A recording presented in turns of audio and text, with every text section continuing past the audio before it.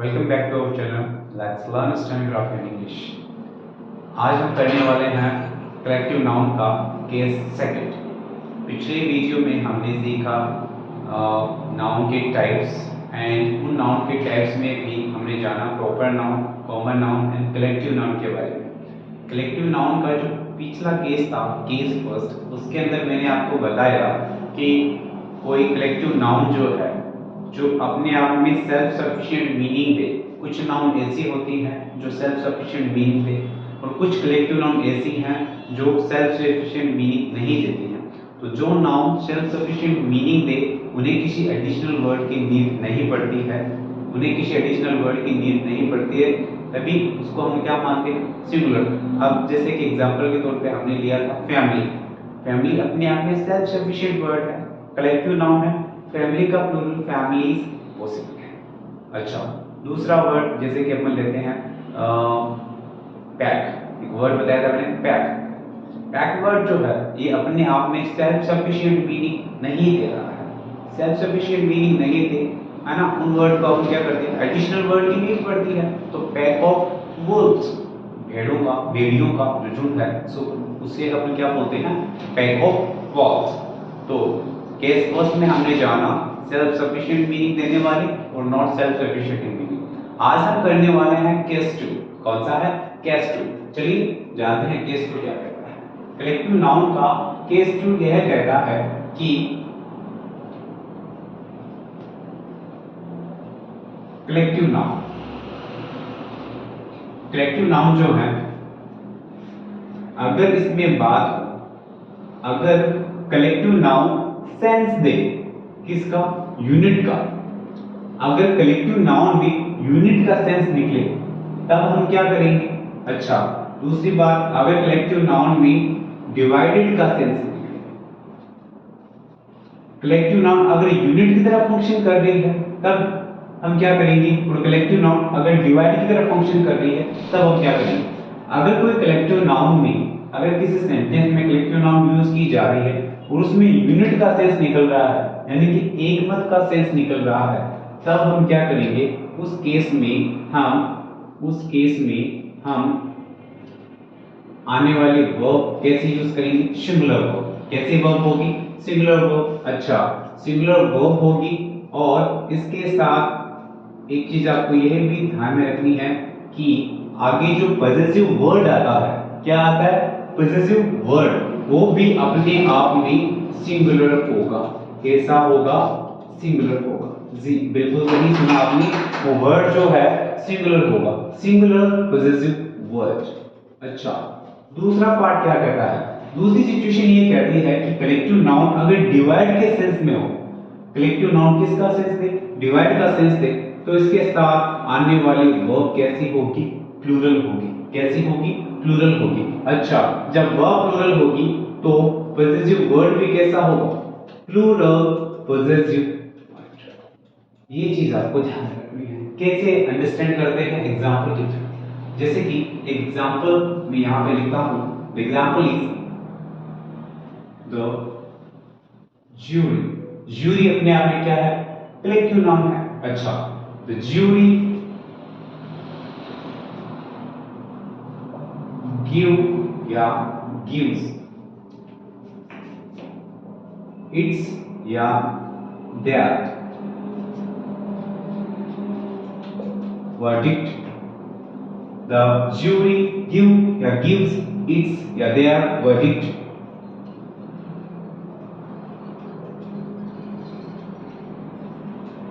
Unanimously. Unanimously का मतलब होता है बिना किसी डिस्प्यूट के जो कोई काम हो, यानी कि जिसमें कोई मतभेद ना हो। लॉन्ग स्टोरी शॉर्ट में कह सकता हूं, एक मत क्या होना। अनएनिमसली का मतलब होता है एक मत होना, जब सभी लोगों की राय एक हो, यानी कि यूनिट के सेंस में हो।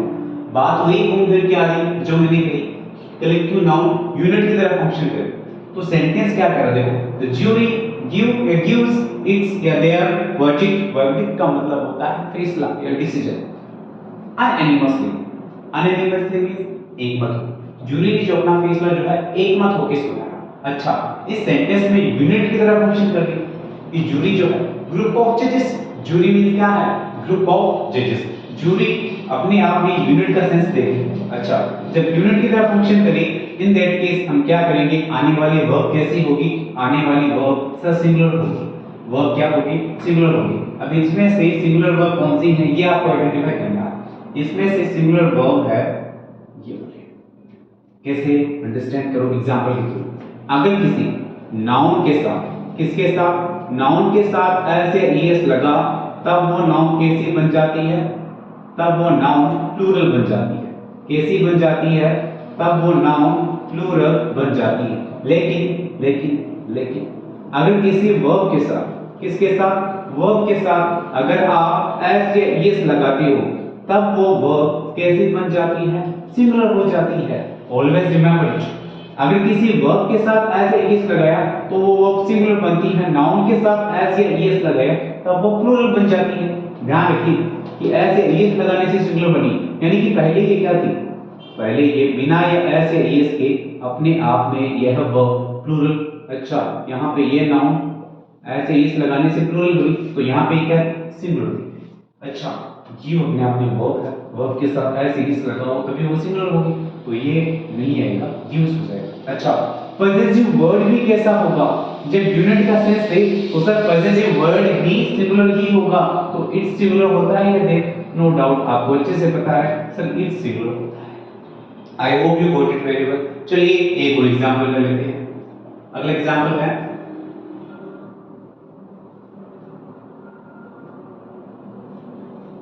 the jury is are divided in its या their opinion. The jury is या are divided in its या their opinion. इस सेंटेंस में क्या हो, जूरी जो है वो डिवाइडेड है, विभाजित हो गई। कैसे, अपनी अपनी रहे। इसका मतलब क्या हुआ, यहाँ पे ये कलेक्टिव नाउन यूनिट का तरह फंक्शन नहीं कर रही है। जब यूनिट का सेंस नहीं दे रहे, देखने से क्या डिवाइड की फॉर्म में, किस फॉर्म में है, डिवाइड की फॉर्म में। जब डिवाइड की फॉर्म में है तो इसके साथ आने वाली वर्ब कैसी होगी, प्लूरल होगी, यानी कि इस नहीं आएगा, आर आएगा।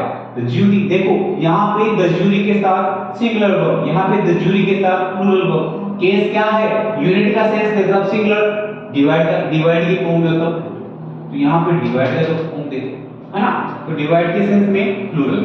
The jury are divided in its या देयर। अच्छा, यहाँ पे वर्ब प्लूरल आई, तो फिर पॉसेसिव वर्ड भी कैसा होगा, सर पॉसेसिव वर्ड भी प्लूरल होगा, सिंगुलर तो हो ही नहीं सकता।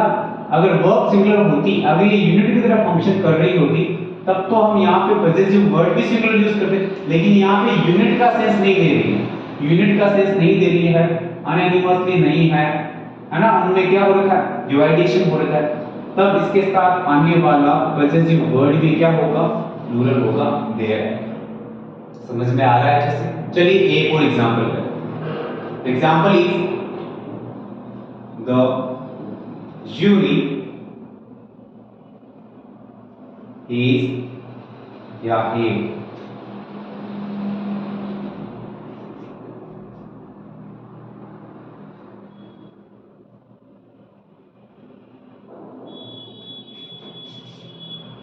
jury is या a given its या their decision। इस सेंटेंस में आप क्या है, द ज्यूरी हैज या हैव गिवन इट्स या देयर डिसीजन। ज्यूरी जो है उसने क्या किया, अपना निर्णय ले, कैसे निर्णय दिया, तो ज्यूरी जो मेंबर है अपना निर्णय है एकमत होकर तो देंगे। यहाँ पे बात एनोनिमसली की ही हो रही है, नो डाउट। इसका मतलब क्या हुआ, ये यूनिट की तरह फंक्शन कर रही है। जब ये यूनिट की तरह फंक्शन कर रही है तो दैट मींस आने वाली वर्ब कैसी होगी, सिंगुलर होगी, सर प्लूरल नहीं होगी। अच्छा, पॉसेसिव वर्ड भी क्या होगा, सिंगुलर होगा। आ रहा है समझ में। चलिए एक और एग्जांपल, ये एग्जांपल आप करेंगे।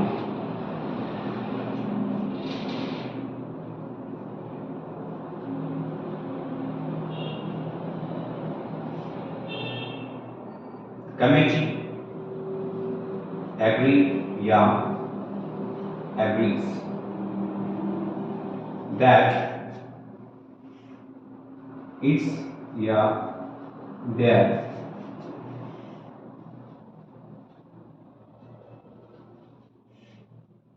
वर्कर्स इज या आर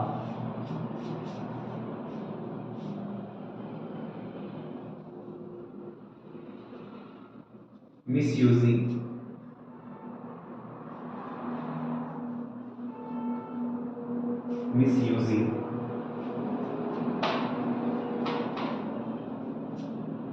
its या their cell phones during its या their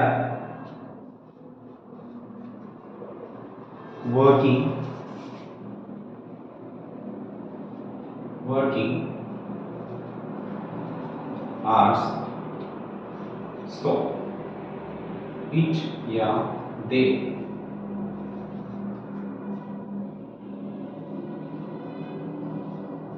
decided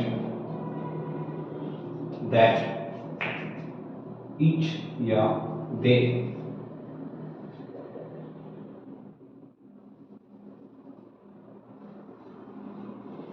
should not be allowed to use its sentence थोड़ा सा बड़ा है to use its या their लेकिन यहां से आपके बहुत सारे कॉन्सेप्ट्स क्लियर होने वाले हैं I am damn sure about it during its या their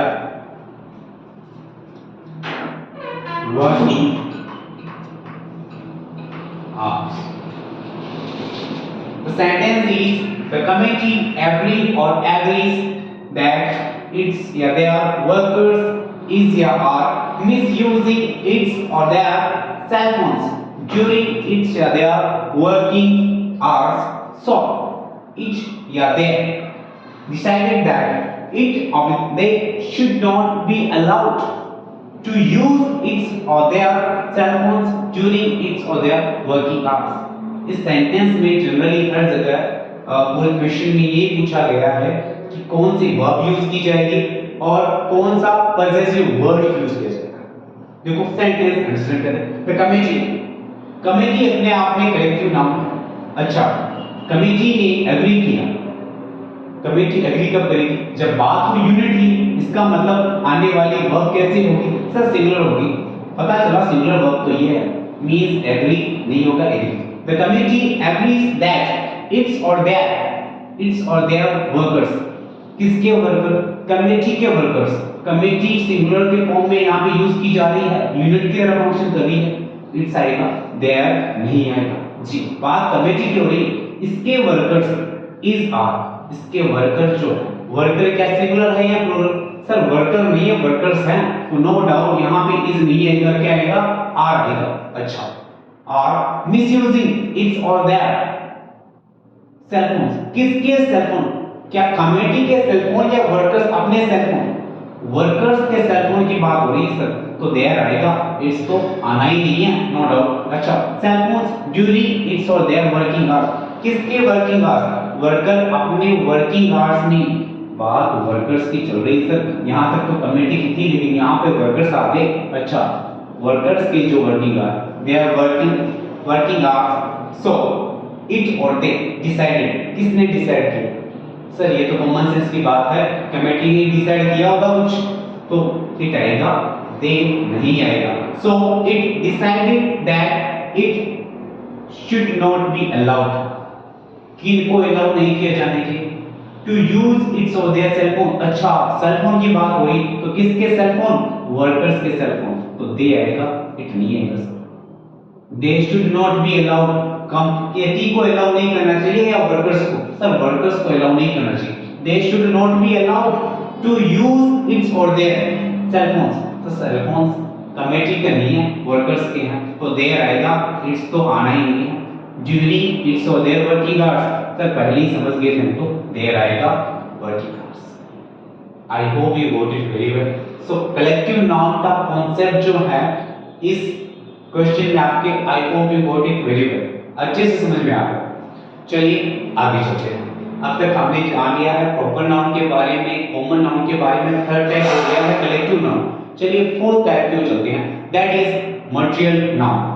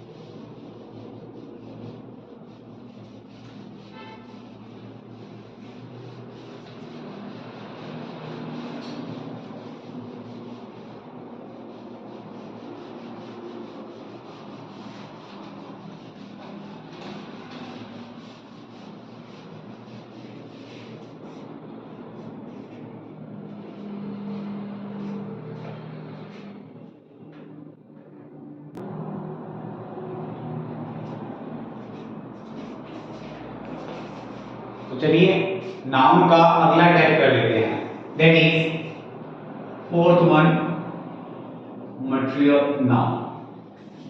क्या है मटेरियल नाउन? क्या होते हैं material noun? What is mean by material noun? Sir नाम से ही पता चलता है, मटेरियल नाउन जो है अपने आप में मैटर्स को रिप्रेजेंट करते हैं। जितने भी मैटर्स हैं, मैटर्स मींस जितने भी पदार्थ हैं, वो सब के सब किस में आते हैं? Material noun. सर मैटर्स कौन कौन से होते हैं?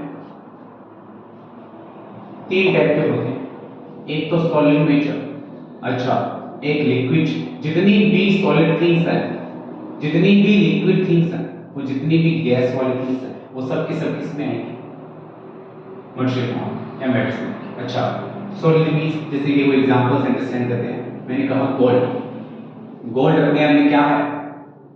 एक सॉलिड फॉर्म में एक मेटल है, अच्छा वो अपने आप में मैटर है, अच्छा और जितने भी मैटर है वो सब के सब क्या है? मटेरियल नाउन है। अच्छा गोल्ड, आइस, आइस भी सॉलिड फॉर्म में होती है, अच्छा लिक्विड फॉर्म में मैंने कहा वाटर, अच्छा milk, water milk petrol, water milk petrol, ये सब क्या है? लिक्विड फॉर्म में होते हैं, वो भी क्या है? Material noun. अच्छा गैस, जितनी भी गैसेस हैं वो भी अपने आप में कौन सी नाउन है? सर मटेरियल नाउन है। अच्छा हाइड्रोजन, ऑक्सीजन एटसेट्रा। चलिए जितनी भी सॉलिड थिंग है, जितनी भी लिक्विड थिंग्स हैं और जितनी भी गैस थिंग है, वो सब की सब क्या है? मटेरियल नाउन है। किसमें आएगी? मटेरियल नाउन में। अच्छा चलिए एग्जांपल्स अंडरस्टैंड करते हैं।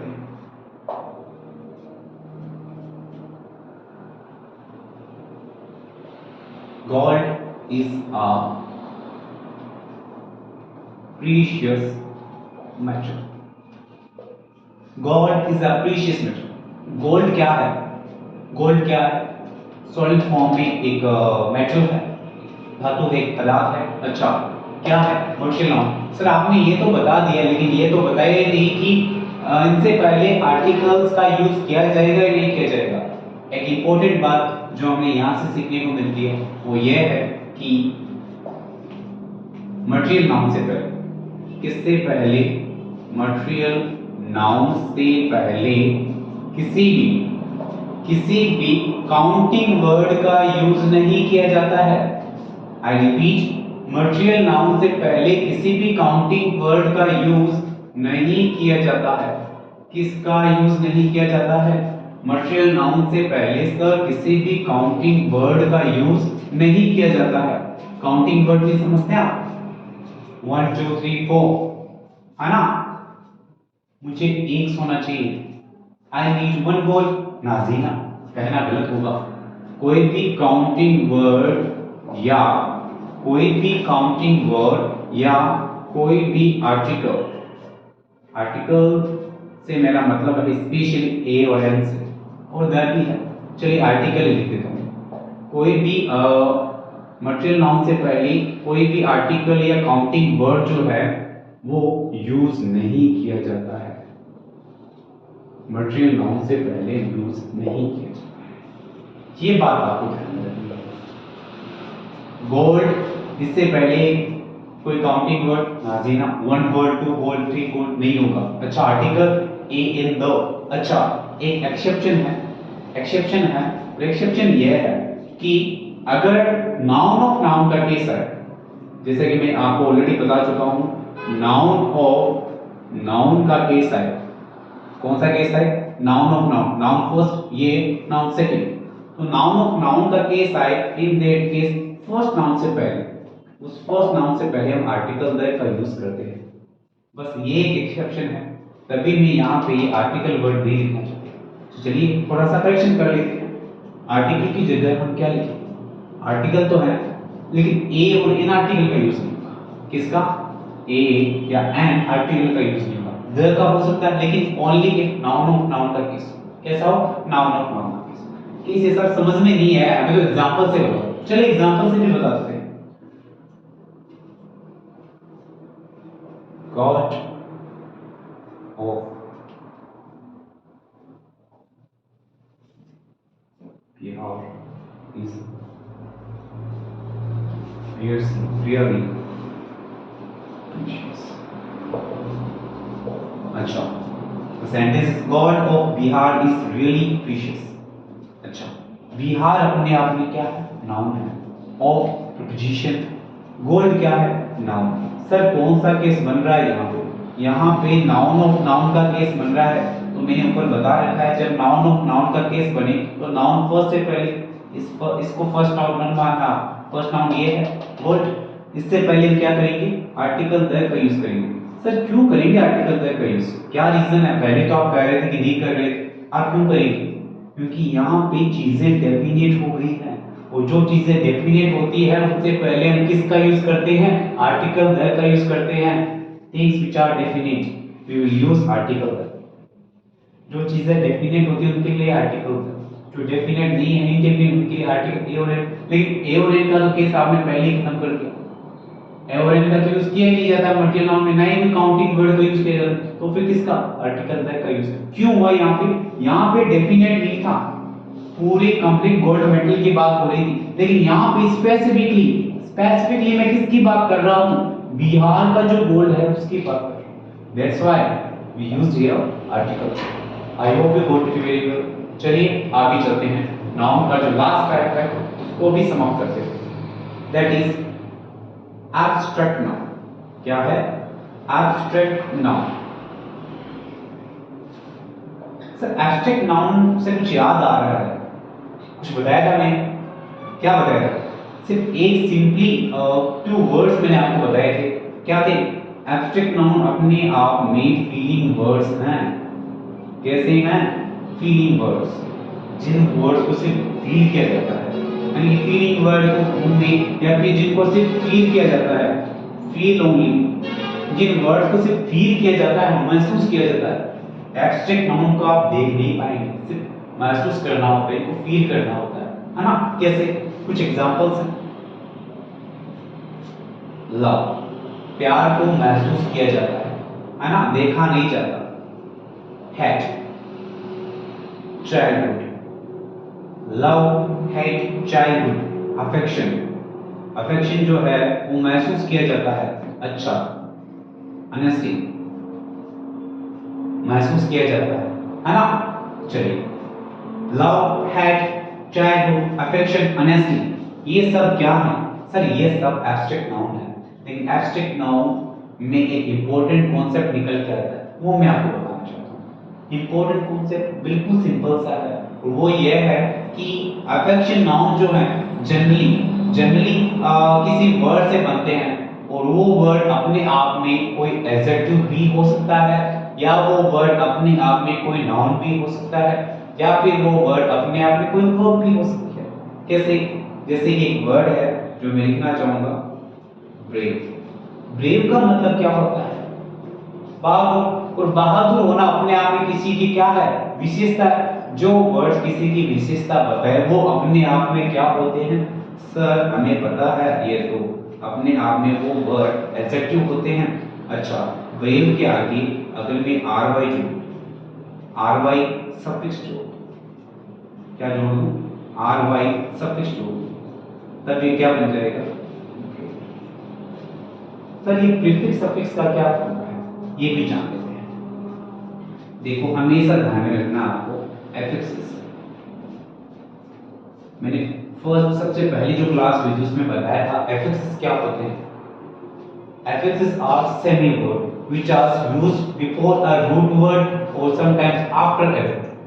वर्ड के रूट वर्ड जो होता है उसके पहले और बाद में जो वर्ड्स जुड़े और उनका मीनिंग या पार्ट्स ऑफ स्पीच चेंज कर दे, they are called as affixes. वो अपने आप में क्या होते हैं, एफिक्स होते हैं। दो कैटेगरी होती है इनकी, एक तो होती है प्रीफिक्स, अच्छा, दूसरी कैटेगरी है सफिक्स। एक है प्रीफिक्स, दूसरी है सफिक्स। अच्छा, कनेक्टेड किससे रहते हैं सर, रूट वर्ड से कनेक्टेड रहते हैं। किससे रहते हैं, रूट वर्ड से। जो रूट वर्ड से पहले लगा, जो रूट वर्ड से पहले लगा उसे हमने नाम दिया प्रीफिक्स, और जो रूट वर्ड के बाद में लगा उसे हमने नाम दिया सफिक्स। अच्छा, यहाँ पे क्या कर रहा हूँ, आर वाई ये रूट वर्ड है, ब्रेव इसके बाद यूज करूं, इसका मतलब ये क्या है, सफिक्स है। अच्छा, ब्रेव से क्या बना, ब्रेवली, बहादुरी। अच्छा, ये क्या बन गया सर, यह एक नाउन है। बहादुरी जो है वो अपने आप में फील की जाती है ना, फीलिंग वर्ड है, इसको सिर्फ महसूस किया जाता है ना। अच्छा, ब्रेव ये क्या है, एडजेक्टिव, ये क्या बन गया, नाउन।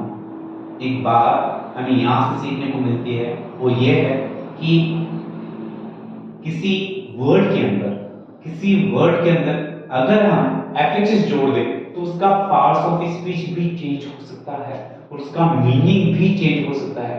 यह बात मैं ऑलरेडी आपको बता चुका हूं फर्स्ट क्लास में। चलिए एक और वर्ड लेते हैं, चाइल्ड। चाइल्ड के आगे अगर मैं पुट वर्ड जोड़ दूं, चाइल्ड के आगे अगर मैं पुट वर्ड जोड़ दूं तो ये क्या बन गया, चाइल्ड। अच्छा, चाइल्ड अपने आप में क्या है सर, नाउन है। अच्छा, पुट क्या है,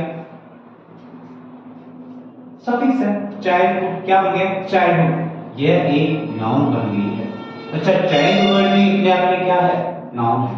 अच्छा, तो हमें यहाँ पे कुछ चीजें सीखने को मिल रही है, वो क्या क्या है, वो चीजें ये हैं कि अगर किसी नाउन के साथ अगर हम सफिक्स जोड़ दें, नाउन के साथ अगर सफिक्स जोड़ दें तो वो कौन सी नाउन बन जाएगी, एब्स्ट्रैक्ट नाउन।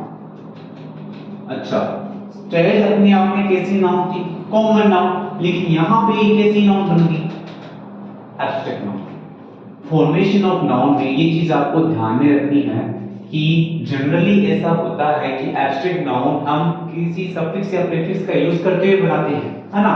अच्छा, एक बात और मैंने यहाँ पे बताई थी कि अगर किसी एडजेक्टिव में हम सफिक्स जोड़ दें, अगर किसी एडजेक्टिव में सफिक्स जोड़ दें तब भी क्या बन जाती है सर, एब्स्ट्रैक्ट नाउन बन जाती है। अच्छा, तीसरी बात यह है कि किसी वर्ब में अगर सफिक्स जोड़ दें तब भी वो क्या बन जाती है, एब्स्ट्रैक्ट नाउन बन जाती है।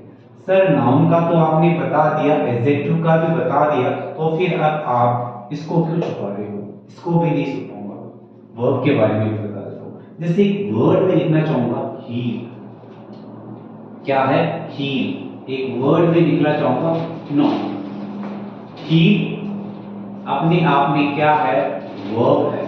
क्या है, वर्ब है। इसके साथ अगर मैं th यूज कर दूं, जोड़ दूं तो क्या बन जाएगा, हेल्थ। हेल्थ अपने आप में फील किया जाता है, स्वास्थ्य फील किया जाता है ना। क्या बन गया, वर्ब से क्या बना सर, वर्ब से एब्स्ट्रैक्ट नाउन बन गई। यहां पे इंपॉर्टेंट कॉन्सेप्ट क्लियर हो रहा है हमारे, नाउन का फॉर्मेशन।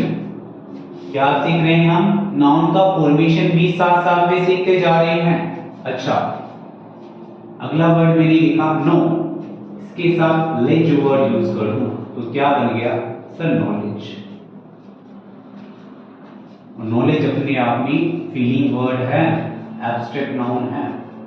किससे बना, वर्ब से। किससे बना? वर्ब से। तो ये 3 इंपॉर्टेंट कॉन्सेप्ट्स आपको ध्यान में रखने। आई hope you got it very well. आज की क्लास में बहुत सारे कॉन्सेप्ट मैंने कवर किए हैं। समझ में ना आए वीडियो को रिवाइंड करके दोबारा देखिए। चलिए काफी है आज के लिए। Bye bye, see you.